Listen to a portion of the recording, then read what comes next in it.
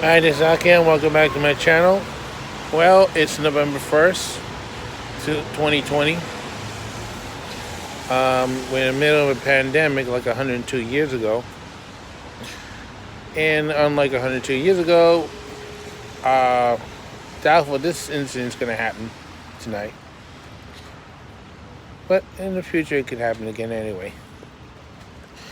So, 102 years ago, we had what we call now the Malbone Street disaster. There was a strike by the employees of a railroad company called the Brooklyn Rapid Transit Company. They went on strike on October 31st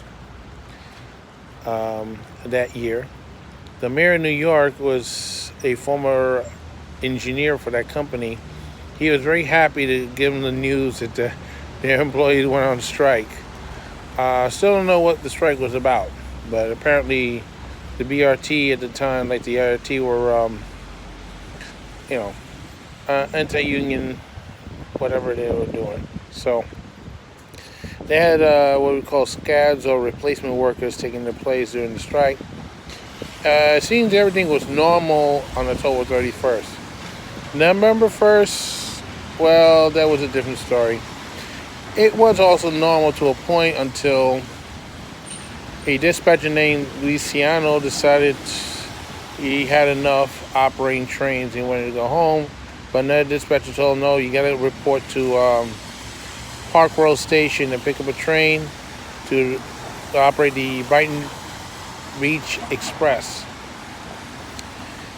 Now, for those who don't know New York City very well, one time we used to have elevator lines all over the city.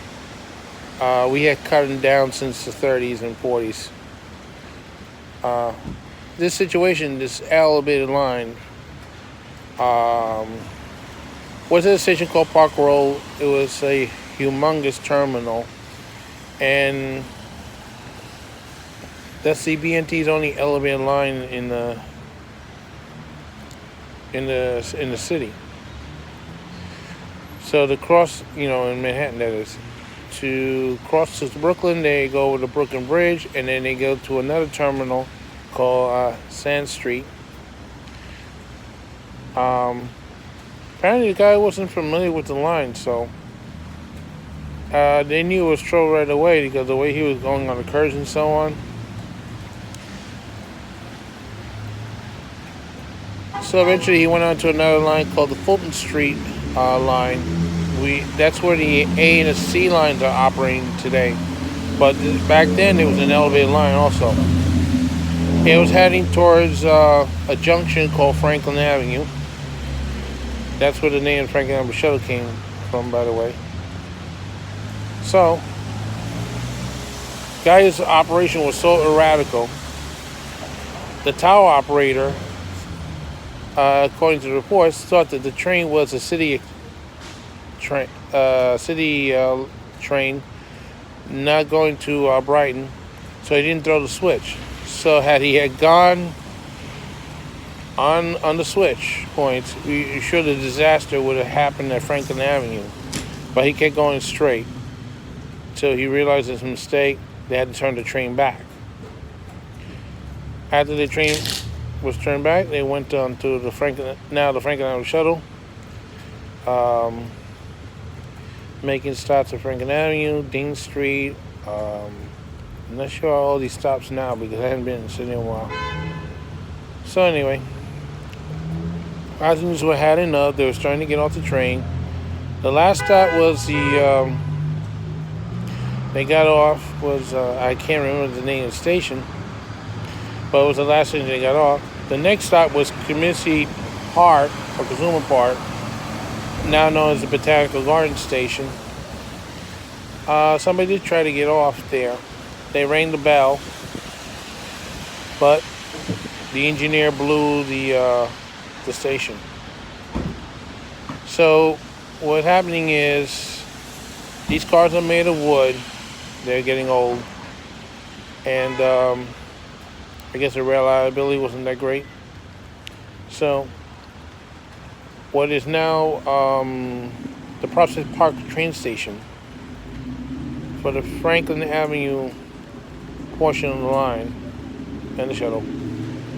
There's two tracks. There's one going to the left, which all the trains are running today, and the one to the right, we had the 6 mile per hour curve, very tight curve. So he was going between 45 and 70 miles per hour, depending who you were talking to. Just like what happened in 1991 with an IRT train, this train was going extremely fast. He tried to hold on to the curb, but the truck on the first car just couldn't hold on. So once the wheels left the track, it was pandemonium. The first, second, third, and fourth cars all smashed up together. The fifth car survived because the fourth car pulled off the track so violently that it broke the coupler off. The fifth car, majority of the survivors were in that car. So, unfortunately, you already had people dying and everything because the cars came apart because they couldn't withstand the impact of the collision.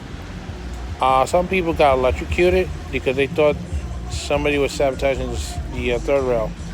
So they restored the power and electrocuted some people. When it short circuited again, they decided to shut it off.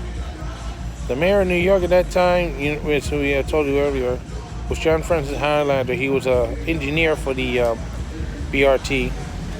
He was fired, so now he's the mayor. He's licking his chops because now he knows he's got these people good.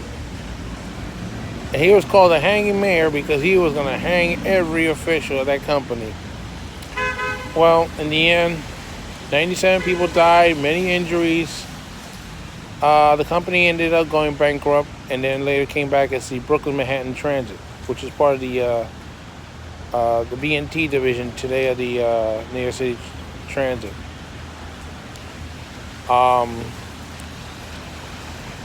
No justice was done because nobody went to jail for the 97 deaths. Changes were made. Eventually, safer operation came with timers. Turns out this line didn't have any. The IRT had them, but they didn't want to pay for the royalties. It's a sad fact. For a lousy royalty, he had 97 passengers killed. So, the moral of the story is this. This name Malbone Street couldn't survive because people were so fearful of it, they had to change the name of the street. Well, now it's known as Empire Boulevard. And if that sounds familiar to you, that's where we had the Labor Day Parade for that festival. And they have their issues too, so maybe it's not a coincidence. So Zalcan saying so long for now, and don't forget to stop.